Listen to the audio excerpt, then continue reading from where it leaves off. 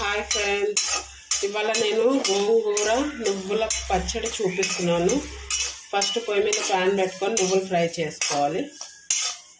Without ఆయిల్తో నువ్వుల్ని fry చేసుకోవాలి. సైడ్కి పచ్చిమిరపకాయలన్నీ తుంచుకున్నాను,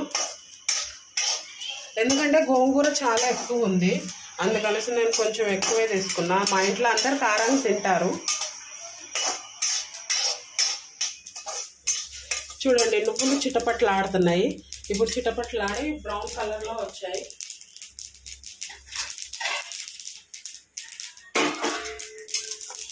దీన్ని సపరేట్గా ప్లేట్లోకి తీసేసుకోవాలి.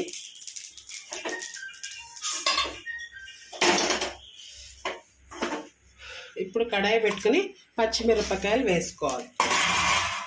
పచ్చిమిరపకాయలు ఆయిల్లో బాగా పేలుతాయి కాబట్టి అన్నీ తుంచి వేసుకున్నాను. చూడండి, ఇలా తుంచి వేసుకోవాలి. అన్ని పచ్చిమిరపకాయలు ఇలా తుంచి వేసుకోవాలి, చిటపటలాడవు.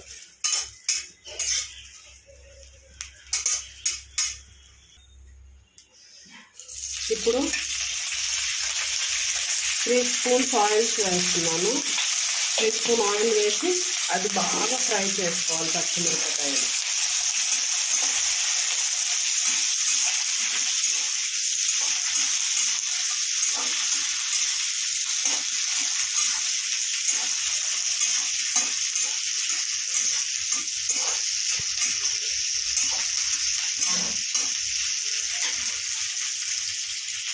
చూడండి ఫ్రెండ్స్, మంచిగా ఫ్రై అవుతున్నాయి పచ్చిమిరపకాయలు. ఇప్పుడు ఇవి కొంచెం ఫ్రై అయ్యాక సైడ్కి తీసేసుకోవాలి. చూడండి ఫ్రెండ్స్, ఇప్పుడు మంచిగా ఫ్రై అయిపోయాయి. అన్నీ వేరే దాంట్లో తీసేసుకుంటున్నాను. ఇప్పుడు ఇవి తీసేసిన తర్వాత గోంగూర వేసుకోవాలి.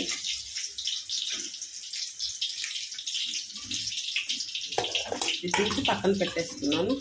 ఇప్పుడు గోంగూర మంచిగా శుభ్రంగా కడిగి పక్కకు తీసి ఆరబెట్టాను నేను. ఇప్పుడు ఈ గోంగూర ఈ ఆయిల్లో వేసేసుకోవాలి.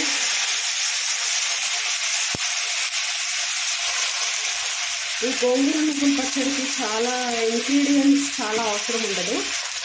ఖాళీ నువ్వులు, పచ్చిమిరపకాయలు, అల్లం పేస్ట్, ఉప్పు కావాలి. చూడండి ఫ్రెండ్స్,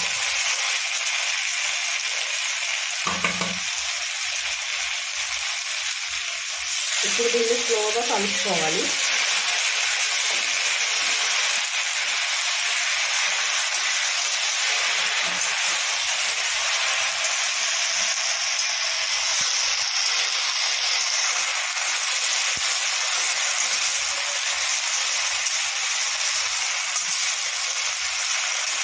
చూడండి ఫ్రెండ్స్, ఆకంతా ఉడికి దగ్గరకు అవుతుంది. ఇంకా బాగా స్మూత్ వచ్చేదాకా ఫ్రై చేసుకోవాలి ఆయిల్లో. కలుపుతూ ఉంటే బాగా స్మూత్ అయిపోతుంది. చూడండి, ఉడికి ఎంత కొంచెం అయిందో, ఇంకా బాగా దగ్గరకు అవుతుంది.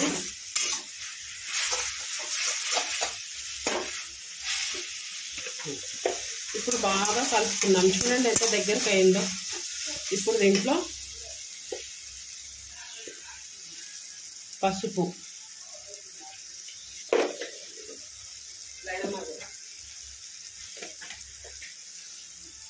పచ్చడికి సరిపడా ఉప్పు,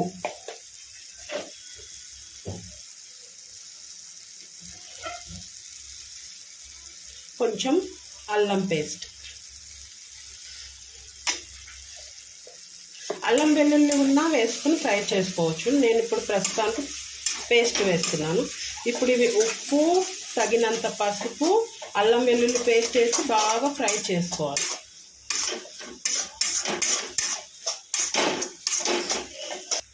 వేసుకుని బాగా కలుపుకోవాలి. చూడండి, ఇప్పుడు సాల్ట్ వేసాం కాబట్టి ఇంకొంచెం మెత్తగా వాటర్గా ఉంటుంది.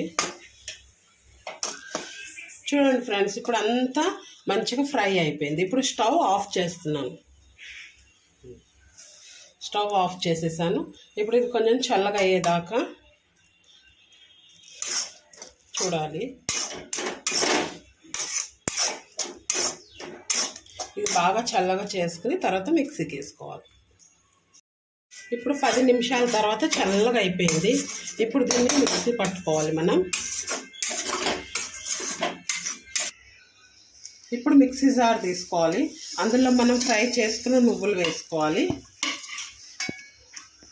నువ్వులు వేసుకుని దీన్ని మనం ఒకసారి తిప్పుకోవాలి.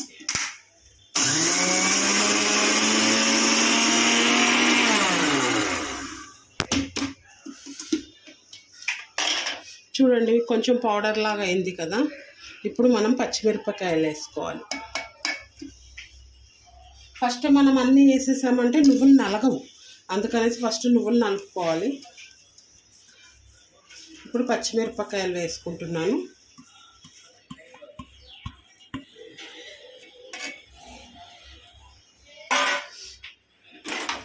ఇప్పుడు పచ్చిమిరపకాయలు కూడా ఒకసారి మిక్సీ తీసుకోవాలి. చూడండి ఫ్రెండ్స్, ఇప్పుడు మనము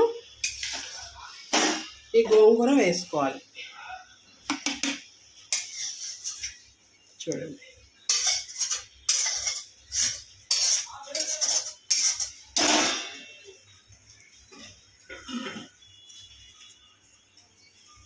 ఇప్పుడు గోంగూర వేసుకున్నాం కాబట్టి ఇప్పుడు దీన్ని మనం మిక్సీ పట్టుకోవాలి.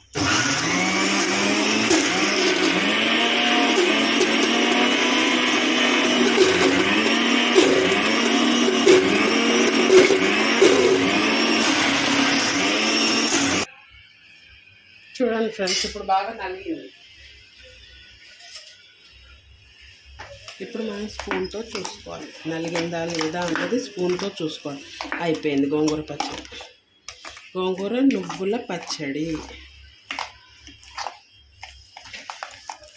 ఇప్పుడు మనం స్టార్ట్ చేసుకుని గోంగూర ఫ్రై చేసుకున్న కడాయి పెట్టుకుని దాంట్లో ఆయిల్ వేసుకుని తాలింపు వేసుకోవాలి.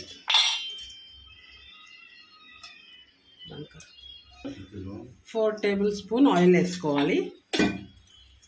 ఆయిల్ వేసుకుని తాలింపు గింజలు శనగపప్పు, మినప్పప్పు, జీలకర్ర, ఆవాలు, ఎండుమిర్చి, పక్కన కొన్ని కరివేపాకు పెట్టుకున్నాను. ఆయిల్ వేడవగానే తాలింపు గింజలు వేసుకుని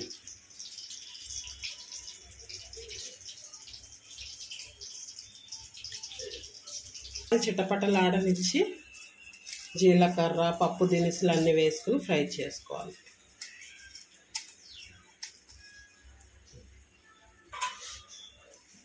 ఆవాలు చిటపటలాడితే మంచి టేస్ట్ ఉంటుంది, అందుకని ఫస్ట్ ఆవాలు వేసుకోవాలి.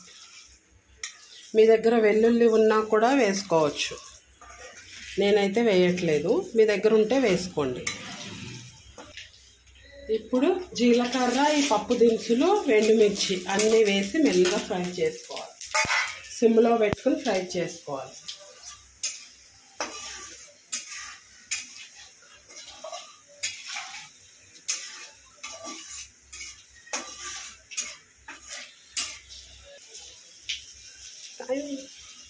ఇప్పుడు కరివేపాకు వేసుకోవాలి.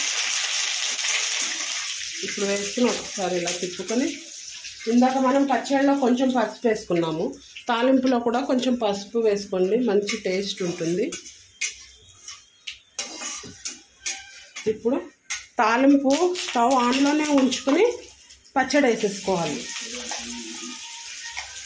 కొంతమంది ఆయిల్ చల్లబడ్డాక పచ్చడి వేసుకుంటారు, నేను ఇలా వేడి ఆయిల్లోనే వేసి కొద్దిసేపు ఫ్రై చేస్తాను. చాలా బాగుంటుంది. చూడండి ఫ్రెండ్స్, మీరు కూడా ట్రై చేసి చూడండి. ఇప్పుడు ఇదే మంట సిమ్లోనే ఉంది. ఒకసారి నేను బాగా ఫ్రై చేసుకుంటాను.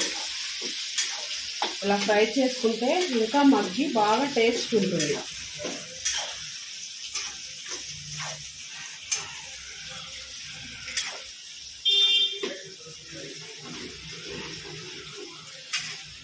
అయిపోయింది ఫ్రెండ్స్.